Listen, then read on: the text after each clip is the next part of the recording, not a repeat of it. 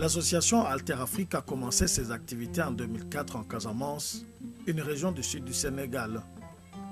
Une association créée suite au constat des difficultés qu'avaient les femmes des villages à s'approvisionner en eau.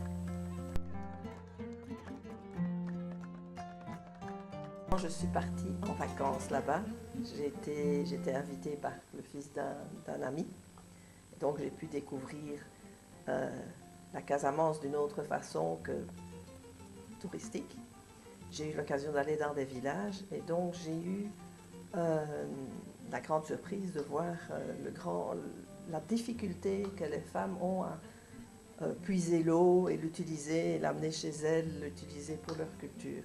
J'ai vu des femmes qui puisaient l'eau dans des puits creusés à la main.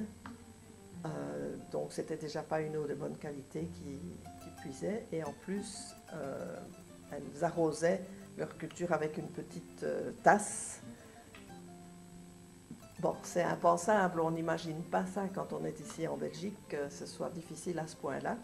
Et donc ça m'a vraiment émue et j'ai décidé qu'il fallait absolument que je fasse quelque chose pour aider à faciliter l'accès à l'eau et alléger le travail des femmes dans ce sens. Dans le domaine de l'accès à l'eau et du maraîchage, l'association Alter Afrique a procédé au forage, à la construction de puits et de réservoirs d'eau, à l'installation des pompes hydrauliques, des bornes et fontaines, le système d'irrigation et la mise en place de clôtures. Les bénéficiaires suivent également des formations théoriques et pratiques en maraîchage, en gestion d'une activité génératrice de revenus, des formations en planification des cultures, la gestion des ressources hydriques, des formations en hygiène alimentaire, bref, des réalisations bien appréciées par les bénéficiaires.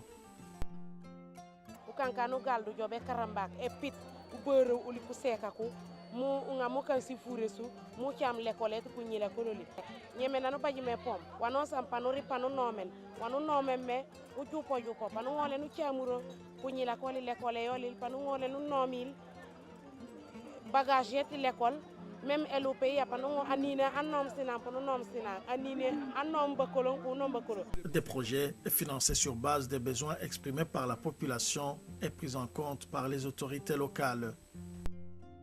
Moi, je m'insère toujours dans leur plan local de développement. Je ne viens pas comme ça commencer un projet sans pour autant m'assurer qu'il y a un besoin qui a été exprimé et qui est pris en compte par les autorités locales.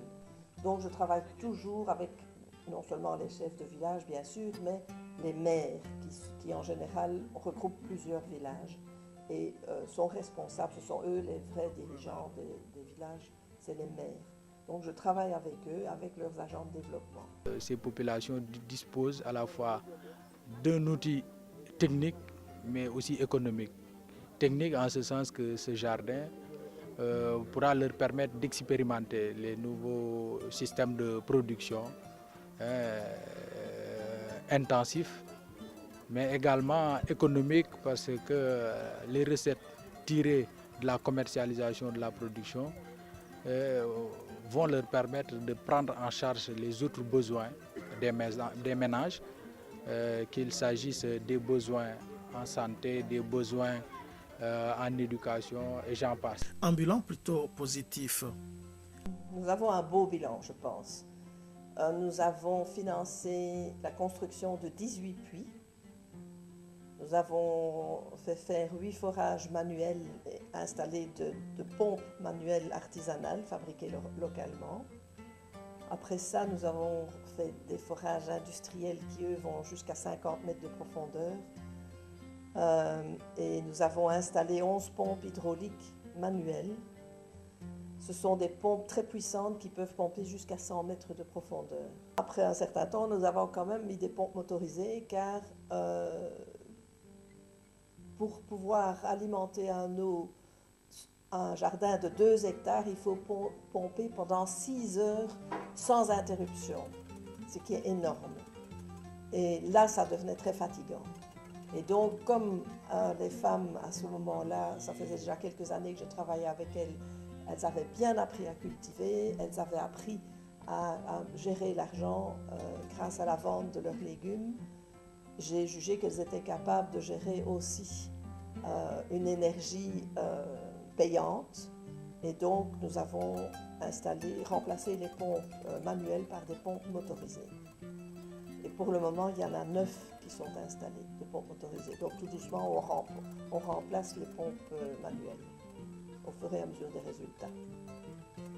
Alors, en fait, on a maintenant installé des systèmes d'irrigation, car quelques puits dans un jardin, c'est bien, mais quand vous avez 200 mètres de long à parcourir, avec votre arrosoir, le travail est très lent. Et donc, nous avons construit des bassins dans les jardins. Et à ce jour, nous avons construit 33 bassins. Alors, donc, avec le système d'irrigation, bien sûr, les tuyauteries qui les relient, un système de vannes qui permet de remplir chaque bassin. Dans un des jardins, au lieu de mettre des bassins, nous avons mis des robinets. En fait, il y a un jardin qui est équipé de 15 robinets qui sont tous les 50 mètres. Et donc, entre 2 robinets, il y a cette distance, ce qui fait qu'une femme ne doit jamais faire plus de 25 mètres pour avoir de l'eau. L'association a également travaillé dans le domaine de la santé. En 2009, Alterafrique a construit 2 maternités villageoises, à Kataba 1 et à Kabiline, et un poste de santé villageois à Belaï, grâce à la coopération technique belge de Dakar. Depuis 2012, Alterafrique soutient également le poste de santé de Nema à Ziguinchor. Celui-ci a été construit en 1985 grâce à une ONG belge, et à l'époque, mon épouse et moi-même avons été chargés de sa mise en route. En 2012, en coordination avec le comité de santé qui gère le dispensaire, nous avons mis en place un périmètre de maraîchage et apporté du matériel médical. Le périmètre de maraîchage permet au personnel d'améliorer son revenu. Nous avons fourni une pompe et les clôtures, nous avons rénové le château d'eau et nous avons assuré une formation en maraîchage pour le personnel. Nous avons aussi apporté des microscopes, du petit matériel de laboratoire, des tests CRP, des tests hémoglobine, du petit matériel divers et chirurgical et également un appareil d'échographie qui est utilisé pour les consultations prénatales. En 2016, nous avons apporté un appareil de laboratoire plus complet qui permet de doser plus précisément l'hémoglobine, les globules blancs et les globules rouges. Et nous avons également climatisé une petite partie du laboratoire. Nous avons également commencé la rénovation des bâtiments en commençant par l'ancien logement de l'infirmier chef de poste. Depuis cette rénovation, l'infirmier peut loger sur place et assurer de ce fait une permanence médicale. Notre projet pour les années à venir est de continuer par la rénovation et l'agrandissement de la maternité qui ne correspond plus aux critères locaux. Elle est en effet trop proche des consultations. Et ensuite, nous terminerons par la rénovation du reste du poste de santé qui en a bien besoin.